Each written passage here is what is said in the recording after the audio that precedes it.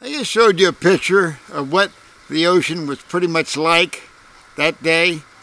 It was like a sheet of glass, the horizon blending in with the ocean. There wasn't a breath of air.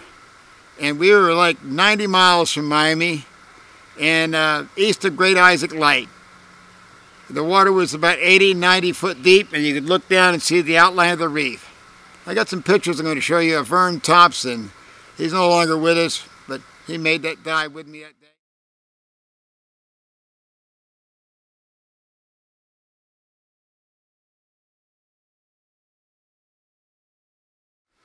Anyway, there's the pictures of Vern there. He's not here anymore. He was, like I say, kind of a crazy diver. He's in the submarine service in World War II, and so maybe that's what made him. He didn't have any fear for anything. So anyway, we jump in the water there and I head down. When I get down about 60, 70 feet, 80 feet, I can see the lobster up and down the reef there, okay? And I start catching them. I'm going to show you a picture of what it looked like down there right now.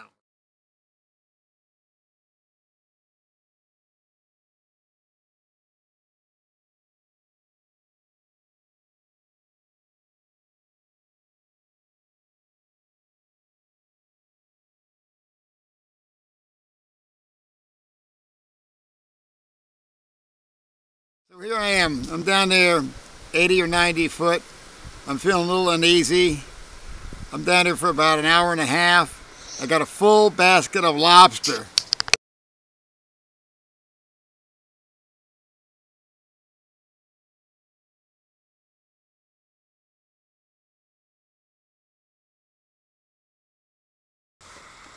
Okay, here I am. I'm down there. I got a full basket of lobster, maybe 50 or 60 pieces. I'm feeling a little uneasy, maybe a little weirdy, but no big deal. I'm going to head up. I'm going to head up as fast as I can. I'm going to get up there, get this basket in the boat, dump out them lobsters, and get back down there and catch some lobster, more lobster. But I get in the boat, and there's the problem. A problem. Well, the Briggs & Stratton is running the air compressor, okay? But it had a 3-foot-long pipe going up past the gunnels to let the carbon monoxide get away from the compressor. Well, that pipe's broken off. And on top of that, it's flat calm, like a mirror as far as you can see, not a breath of air. So all that carbon monoxide's laying right inside the boat, okay? And it's so thick it cut it with a knife. Now, we've been breathing mixed gas down there, and Vern's still down there. I got to get him up. I give 3 tugs on the hose. That means we got a problem. Come up. So he's coming up and coiling the hose up and stuff. He finally surfaces. He's got a 40-pound grouper in one hand. Okay, I gaff it, pull in the boat. Then I get his basket of lobster, pull it into the boat. Then I look at him. He's kind of grabbing up at the side of the boat, but he can't kind of get up there for some reason. Anyway, he grabs the air hose and yanks on it, and it spews out of the coil about 15 feet, and slack goes out there in the ocean. Messed up my coil. Okay, now I go over there and try and grab him by the fins as he's drifting away, but I can't get him. He's getting away further and further. I got to think about something fast. I got to get this guy. He's in trouble. Grab the gaff, whap, right in through his calf. Yank him in. Okay, get his weight belt. Then I work my arms around him. I'm picking him up. I mean, this guy's heavy. I'm trying to pick him out of the water. The regulator falls out, and he starts grabbing some air, breathing. Oh, okay, he's breathing good. So, anyway, he grabs 2 or 3 breaths, and I'm picking, and he pushes on the gunnels. We both flop backwards into the boat. He looks at me like he's got a 3-night drunk on, okay? I point to the compressor, he turns it off. That was the last we remember. We're out for like 14, 15 hours, maybe longer. Anyway, I mean, I'll tell you something. When you're breathing on regular gas, regular compressed air diving, you know, you're going to get a certain amount of nitrogen in your system. It'll take you a while, a couple hours to get rid of it when you get to the surface. But when you're breathing mixed gas, carbon monoxide, down there at 80, 90 feet, it's going to take you at least 14 or 15 hours to get that out of your system. I know, okay, because I've done it, like I just told you. Okay, now, when I wake up, I also look at a lobster over here looking at me and a grouper over here. And holler at Vern, Vern, are you awake? You got to wake up. We got daybreak coming. We got to get the boat straightened out. We got to get back in the water before, as soon as it gets daylight. Oh, okay, so he's hobbling around the boat. And he goes, man, I must have fallen on a spear. I got a hole in my calf.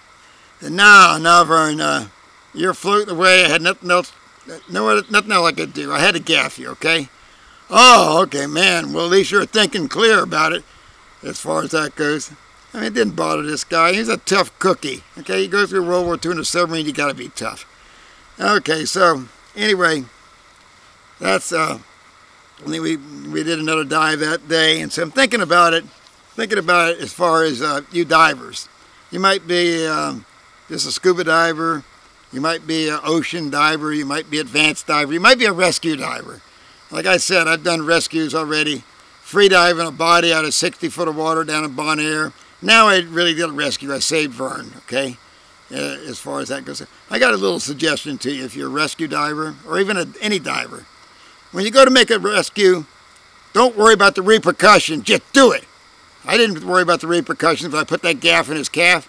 I got him. I saved him, okay? That's what you worry about. Forget the repercussions, okay? Now, that spot was the most lobster I ever seen in that spot. It was really thick. We were down there quite a while, okay? Thinking about it. And with that mixed gas we were breathing, it probably didn't give us as much compressed air, so we weren't getting as much nitrogen into our system. So the paradox of the dive is that what may have killed us may have saved us from the bends. So think about that, okay?